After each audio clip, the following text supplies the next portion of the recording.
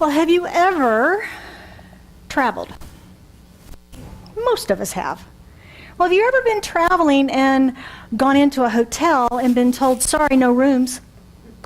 Sorry, no rooms. That can happen here, can it? Like coming up right now, we've got Barrett Jackson and all those things that are going to start happening here, and things get full. It can happen maybe in Las Vegas at some of those big conferences they have. They've got a CES show up there in January. It gets really full. Or if you could just decide to go over to San Diego in July to get out of the heat without a reservation. You may experience that, right? No vacancy.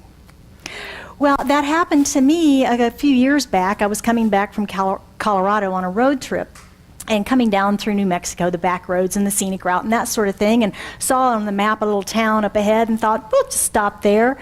We were kind of done for the day, ready to get off the road, and you sort of make that mental shift in your mind, right? Went into the hotel and they went, oh, sorry, we're full. Really?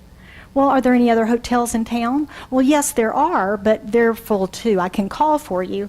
We said, my goodness, what is going on? And they said, well, we're so excited. We have the girls softball state tournament here, and everybody's here. Yay! No rooms to be had. So we had to get back on the road for another hour to find the next little town that had a hotel room. And that wasn't a lot of fun, but that's what we're talking about today in our continuation of the Nativity, the metaphysical interpretation of the Nativity. In my talk, there's no room at the inn. No room at the inn. Now, if you remember our story, as we've been telling this, there's two versions, right? There's the Matthew version of after the fact, after the birth, and then the wise men came. We talked about that last week, and the star and all that. And the week before, we talked about in Luke, where Luke takes the perspective of the day of the birth, or the night of the birth, and the shepherds, and going down to the stable and all that. So Luke is the only place where it talks about the no room at the inn. So let's look at what that says. If you remember, Caesar Augustus had called for the census. They did that every 14 years, and this happened to be a census year. So in doing that, everybody had to go back to their hometown in order to be counted. Didn't have computers and things, so they had to go all the way back home to get counted with their family. And Joseph went up from the town of Nazareth in Galilee over to Judea to Bethlehem, the town of David, because he belonged to the house and the line of David. And he went there to register with Mary, who was pledged to be married to him and was expecting a child. While they were there, the time came for the baby to be born, and she brought forth her firstborn son and wrapped him in swaddling clothes and laid him in a manger because there was no room for them in the inn.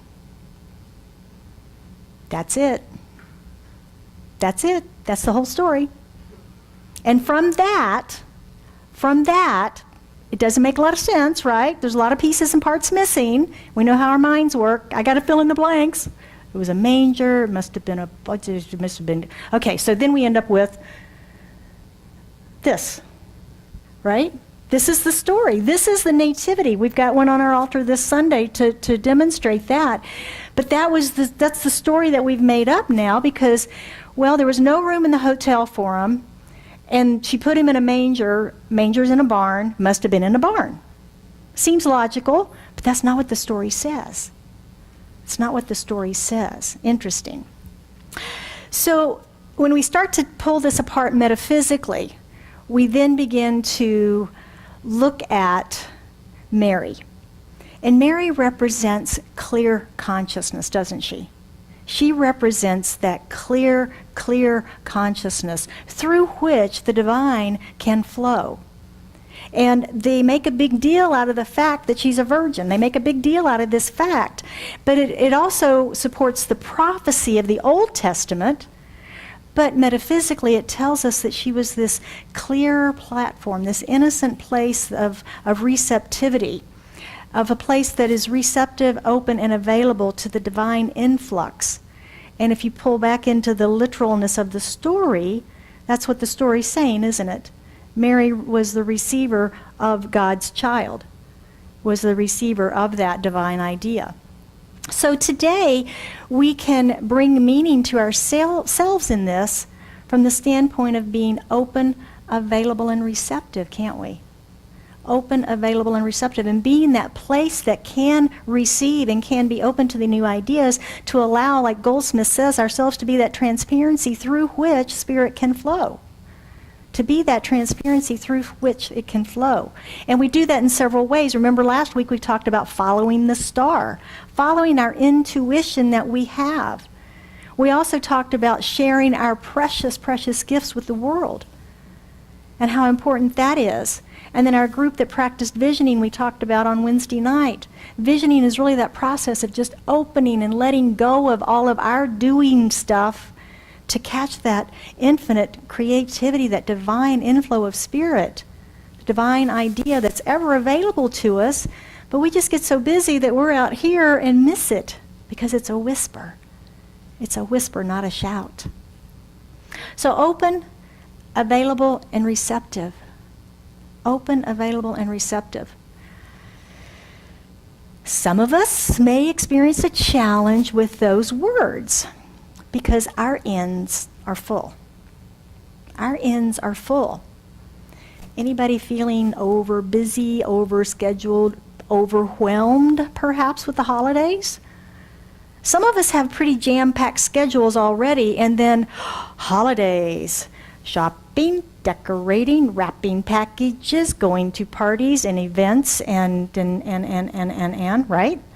It's adding a new layer of stuff on an already busy schedule.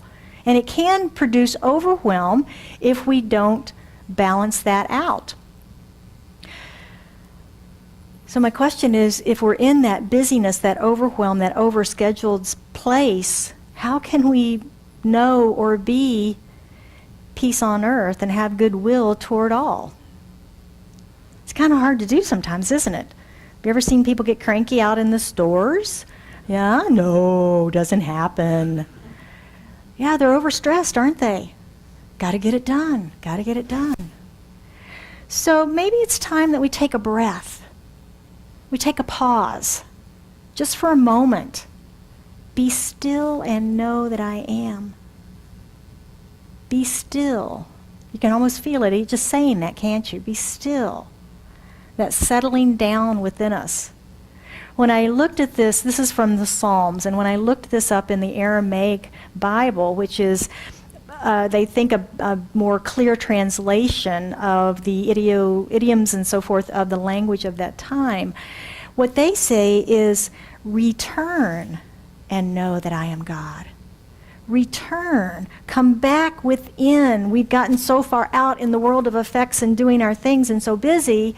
Return, come back within and know God. Come back within and know God. And that's a beautiful reminder to us, particularly in this busyness of the holiday season, to take a break, take a breath. And just like there was no room at the inn, there was no room at the end for the new consciousness, the new idea to be born. There was no room there for that. And when we are over busy, over scheduled, over cluttered, overstuffed. Remember Thanksgiving? Remember after the meal, somebody came up and said, "Do you want some pumpkin pie?" And you went, "Oh my gosh, no, I'm stuffed." Overstuffed. There's no room. There's no more room. So one of the ways that we can be more aware, more present, of course, is being mindful and practicing mindfulness when we're looking at our schedules, when we're looking at what we're buying, when we're considering what we're putting in our bodies. What are you saying yes to? Because all those are choices, aren't they? What are we saying yes to? One of my friends told me a story this week, a very scary story, about her husband who is a diabetic. And he made a decision, a choice. He said yes to a box of chocolate-covered cherries and proceeded to sit down and eat the whole thing. 911, 3 paramedics, and a fireman later. He's fine. But was he open, available, and receptive during that whole thing? During the eating of it, he was probably in ecstasy, right? Oh my gosh, this is so good. And then, when the diabetic shock set in, and he began to struggle and convulse and have his challenges, he wasn't present, right? He still wasn't present. And it took 3 paramedics and a fireman to hold him still. He was not still, he was convulsing. He needed to be still to receive the medicine, to get him back into alignment with his body. It's a great metaphor for what we're talking about, isn't it? We need to be still to get back into alignment with our bodies, with our soul, with our source. Be still and know. Be still and know. And this is an extreme example, but it's a good example of how our choosing of our yeses is so important to our alignment in our lives. Our alignment in our lives. So another way that we can make a place for the new is by taking time to return to the stillness and know God within. That worked out well. I had no idea. But return to the stillness and know God within. Our founder, Dr. Ernest Holmes, and the author of The Science of Mind that we teach from here, he says, stay with the one and never deviate from it. Do not leave it even for a moment. Do not leave it for a moment. And that's really the idea of pray without ceasing, staying centered, staying connected. Return to the one. Return to God within. Return to God within. Whenever we choose to take a time out, you know, little kids get put in time out for misbehaving. Adults choose time out, don't we? We want to be put in time out sometimes. Put me in time out, please. I need a break. So when we choose to take a time out in our lives, whether that's simply enjoying a cup of tea and its warmth and the beautiful aroma of it and just contemplating life, or whether that's a formal meditation, closed eye process, taking that time is allowing us to still our minds, still our bodies, and open our heart. Open that doorway of our heart for that alignment and connectivity in the source of our very being. It's like our Science of Mind reading that Reverend Glenn did this morning. I don't know if you caught the line in there that Ernest Holmes said. He said, the great realization is that we are of that which is. We are some part of it. It's not me and God.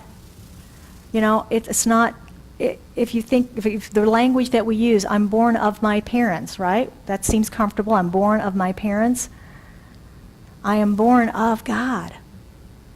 We are of the divine. We are some part of it, not separate from it.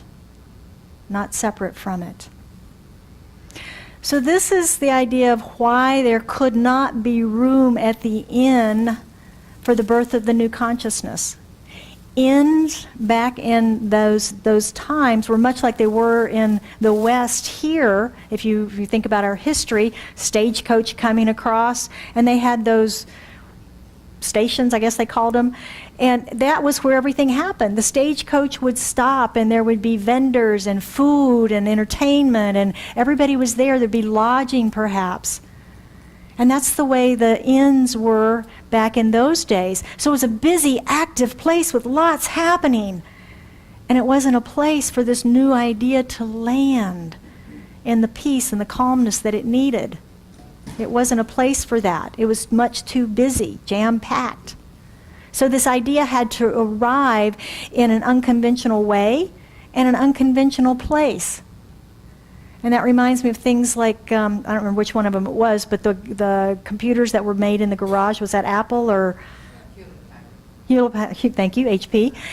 You know, it wasn't in some fancy laboratory or in a university, was it? It was in the garage. It was in the garage. And many scholars today are looking back at this story from the standpoint of housing in those days were two-story. The bottom ground level was actually where the animals were kept. If you think of some of our apartments that you might see today, where they've got garages built on the ground level and apartment units stacked above it, you've seen that construction around town? That's kind of the way they're saying that was built back in those days. But the ground floor wasn't cars, of course, it was their animals. And that when Mary and Joseph went back to Bethlehem, it doesn't make sense they would go stay at an inn if he's from there. He'd go stay with family, right? So when he went to the house, there was no room upstairs. Everybody else was already there. And they said, there's no room at the upstairs part of the house. You have to go downstairs and stay in the barn. And that's why there was a manger. Isn't that an interesting twist on the old story? Ah, yeah. So it had to happen someplace else. It even couldn't happen in the busyness of the house if we go with that version of the story. And like HP, couldn't happen in the laboratory, it happened in the garage. An unconventional place in an unconventional way. So where are the unconventional places and ways of your life? The Spirit is looking to come in and create through you. Yeah, fun stuff. The Virgin Mary was a symbol of that clear platform, that clear consciousness. And then, of course, the inn was the busy place. So we needed the quiet place to arrive. Well, let's look now at how we might be open and receptive and available this week as we look at our practicing the principles. Number one, where is there no room in your life? Where are you overfull, overstuffed, cluttered, closets, garage, schedule? Anybody got a full schedule? Yeah, over busy. Maybe it's time that we consider decluttering, downsizing, opening up some space in our calendar. You know, sometimes we look at our schedule and go, I am booked solid all day long. Well, did we put a breathing break in there, a potty break in there, just a break to walk around, have a bite to eat, connect with the other people in the office or in our lives? Yeah, open that up for a little spaciousness in our life. Become that platform for new ideas. When we can unstuff our lives a little bit. Number two, besides the idea of making space or making room, how can we be available for this new thought? Well, as I said, Mary represents that place of clear consciousness and receptivity. Clear consciousness and receptivity. And do you know anybody that has very solid opinions? Rigid? Righteous? They're not a very open and receptive platform, are they? I know how it is. I've been there. I've done it. I did the research. I've done the study. This is how it is. And no, I'm not receptive to anything else. You know, that's what I love about the Science of Mind teaching. I can pick up the textbook and read a passage and go, wow, I've never read that before. But it's highlighted and my notes are in the margin. Because Kathy's going, yeah. It's so deep in that way, and it continues to move through me, and I continue to grow and evolve and see it in different perspectives. That's the beauty of life. And when we get stuck and set in our opinions and our ways of being, we can no longer receive those new ideas, and life is all about new ideas and expansion and evolution and forward momentum, isn't it? Yeah. Yeah. Remember my friend Zig Ziglar? I talk about him all the time. Anybody else a fan? I know Joe is. Joe and I are fans. Yeah. He used to have a cute saying, check up from the neck up. Remember that? Yeah, because our wires get crossed sometimes, don't they? And sometimes we just need a checkup from the neck up. Go to the doctor within. We all know. We have the wisdom within us. Just do a checkup. Do a check-in. And number 3, spiritual practices are the way to clear our consciousness. They are the way to clear our consciousness. 22 of us came together on Wednesday evening to practice visioning. That's one of our spiritual practices, our spiritual tools that we teach here. Others include meditation, affirmative prayer, journaling. Whether you use one of our gratitude journals, I think we still have some of those left, or you use another type of journaling practice, it's a beautiful way for that creativity to flow through us. And of course, affirmations. Affirmations. What do we say around here? Change your thinking, change your life, right? Sounds easy enough? But we have a habit of thinking, a way in which we think. And we can shift those. It's like ruts. If you've ever seen the old dirt roads with ruts down them, they're real deep where the wheels are always going in that. We have those in our mind where we have these ideas that have dug deep ruts in our consciousness. And by using affirmations, we can begin to fill in those ruts and begin to have new thinking, begin to build new habits of thinking in the positive and the affirmative along our new thinking and new ideas in the direction of our dreams and the way that we want to go. So affirmations are one of our very powerful tools that we can use here to shift habits of being and habits of doing as well. Yeah. So new thoughts come from a new place in consciousness. Would you agree? Yeah. New thoughts come from a new place in consciousness. And just as that Christ consciousness, that new thought, that new idea, which is what this whole story is about, couldn't be born in that busy inn, couldn't come forward in some place that was so busy and normal. New thoughts don't come from doing the same thing every day, does it? Doesn't come from doing the same thing every day. Sometimes we have to get out of our routines. Many of you know that I've been in the real estate business for many, many years, and we did farms and ranches for a while. And one of the first things that I learned was the first time you take over a farm or a ranch, the first time you drive on, you make very copious notes about what you see and what needs to be cleaned up and fixed or whatever, because after about the third trip, you don't see it anymore. You don't see it anymore. It just becomes part of the place.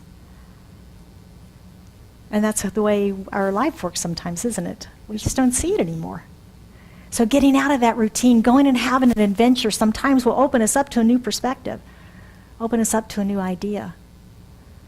I have a friend that just told me this week that she's taking the month of January off and she's going to Europe. She's never been. She's going to Switzerland and Italy and Barcelona and Paris. It's a grand adventure. She's tentative. There's a little fear, there's excitement, there's enthusiasm, but she's open to whatever comes. She's open to be that platform of receptivity. She's available. How cool. How very cool. So I want to close us out today with a quote by our founder, Ernest Holmes, from one of his early books. It was before he wrote The Science of Mind. It was in 1919. So what's that, 19 years before he wrote The Science of Mind, yeah. And it's called Creative Mind and Success. And in it he says, in the silence of the soul's communion with the great cause of all being, into the stillness of the absolute, into the secret place of the Most High, back of the din and the ceaseless roar of life, we shall find a resting place and a place of real spiritual power. Yeah. So I want to thank you all for being with us today and wish you a very Merry Christmas this week as we were coming up into the Christmas week and the holidays, and happy holidays for all that's happened before now and then the next week after that as well. And joyous New Year, of course, too. So I invite you to join me as we anchor this in affirmative prayer. How glorious it is to be able to come together in community this morning in celebration of this thing called life within us, as we recognize that there is only one source of all that is, one life, one mind, one heart, one infinite power and presence, that which creates worlds and universes and that which creates the smallest grain of sand. And that is spirit. It is source, it is essence, it is presence, it is God itself. And all of it is now here present in this room, in, through, and as me, as an expression of it. and as an expression of each of us here present. For we are all unique manifestations of the One. We are of it. Of it. So from this place of knowing, I speak my word for and about each of us this morning, knowing that we are that open, available, and receptive platform of clear consciousness through which the divine makes manifest its creation. That the divine ideas that come through us are made manifest in our lives in form, in activity, in love, in relationship, in abundance, in prosperity, in creativity, loving relationships, perfect health.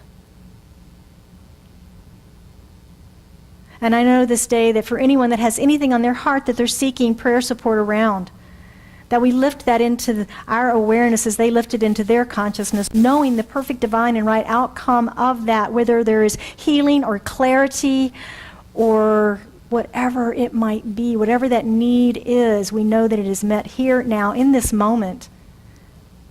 For the word spoken is the word made manifest.